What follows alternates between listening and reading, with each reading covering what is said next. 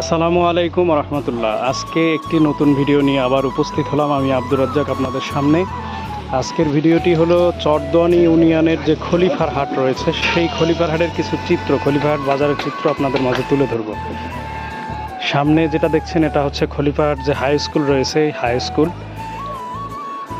আর এটা হলো খলিফার হাট বাজারের ভিতরে ঢোকার যে মূল সড়ক পথ রয়েছে সেই সড়ক পথ।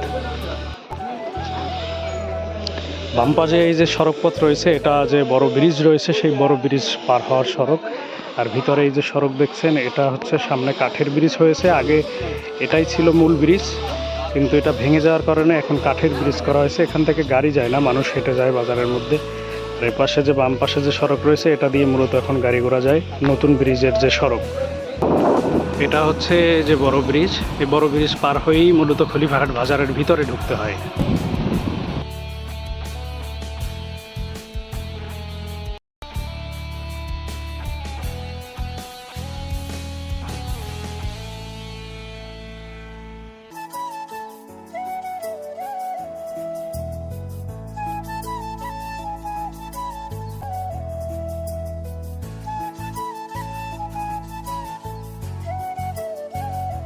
খলিফার হাট বাজারের মধ্যে দিয়ে এই যে পথ দেখছেন এটা দিয়ে গাববাড়িয়া যাওয়া যায়, এখান থেকে বের হওয়া যায়, হাতিমপুরেও বের হওয়া যায়।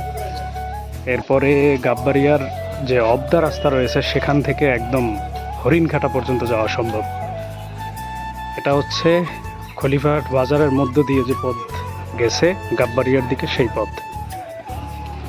আর বাম পাশে যে পথ রয়েছে বাম পাশের এই পথ ধরে মঠের খাল হয়ে হাতিমপুর হয়ে পাথরঘাটা বের হওয়া যায়। আর এই পথ হচ্ছে মূলত তাফালবাড়িয়ার দিকে যাওয়া যায়।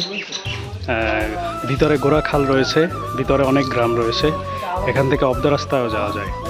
এটা হচ্ছে মূলত তাফালবাড়িয়া যাওয়ার যে মূল সড়ক রয়েছে সেই মূল সড়ক।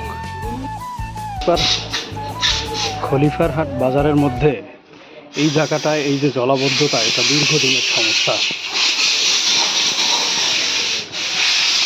দীর্ঘদিন যাবৎ মানুষ এই সমস্যায় ভুগতেছে, তারপরও নিরসন পাচ্ছে না। কবে এই সমস্যার সমাধান হবে তাও এখানকার জনগণ জানে না।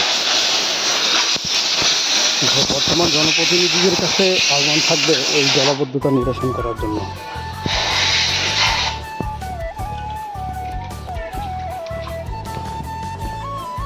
নুনবী ভাই, আপনি কেমন আছেন? আলহামদুলিল্লাহ, আপনি ভালো আছেন? আপনাদের বাজারে এই যে জলাবদ্ধতার সমস্যা, এটা কি নিরসন করা সম্ভব না? এটা তো দেখতেছি দীর্ঘদিন যাবত। নিরসন করা সম্ভব, কিন্তু কেউ করে না। কারণ কি?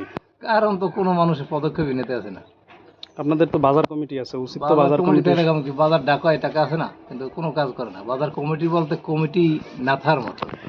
একদম বাজে অবস্থা বাজারের মধ্যে। বর্ষার দিন আসলে এখান থেকে মানুষের বাজারের ড্রেং এর প্রয়োজন, ড্রেং। হ্যাঁ, ড্রেন সর্বোচ্চ প্রয়োজন ড্রেং। ড্রেং না থাকলে টোটাল একটা বাজারের ভিতরে কোনো ড্রেং নেই। এখানে আমরা আরো বিগত মনে হয় যে বহু বছর যাবত দেখতেছি যে এখানে জলাবদ্ধতার সমস্যা একদম বাজারের ভিতরে ঢুকতেই যে জায়গাটা রয়েছে সেখানে। আমি নিজেও এখানকারই সন্তান, ছোটবেলায় এই বাজারে অনেক এসেছি, কিন্তু এই জলাবদ্ধতার সমস্যা আশা করি খুব শীঘ্রই বর্তমান সমাজসেবক যারা রয়েছে বা বাজার কমিটি যারা রয়েছে তারা এটা নিরসন করে দেবে।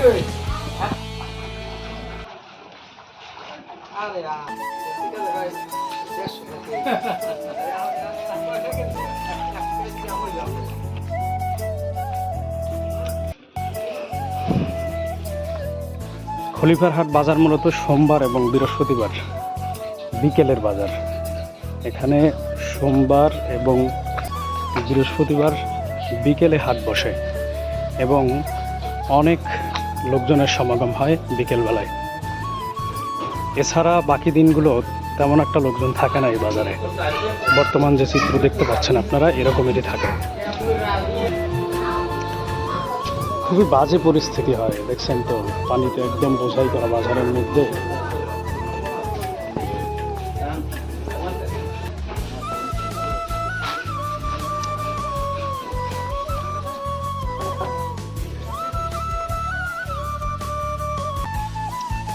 এটা হচ্ছে খলিফার হাট বাজারের যে উত্তর মাথা রয়েছে সেই উত্তর মাথা।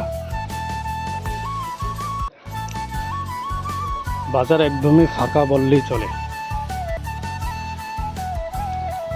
এই যে পথ আছে এই পথ দিয়েও এপাশে তাফালবাড়িয়া যাওয়া যায়। সামনে একটা ছোট ব্রিজ রয়েছে।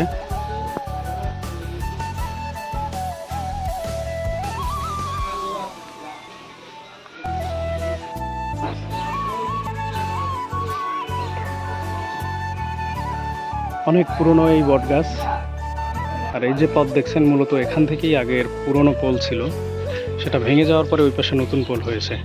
আর এটা এখন কাঠ দিয়ে তৈরি, শুধু মানুষ চলাচলের জন্য, এটা দিয়ে গাড়ি পারাপার হয় না। আসসালামু আলাইকুম, কেমন আছেন? জানতে চাইছিলাম আপনাদের এই যে খলিফার হাট বাজার, এটার মূলত খলিফার হাট নামকরণ কেন হইল? এটা মূলত আমার দাদা আব্দুল আজিজ খলিফা তার নিজের সম্পত্তিতে নিজে বাজার মিলেই গেছে। আচ্ছা, এই জন্যই এটা খলিফার হাট নাম হয়েছে।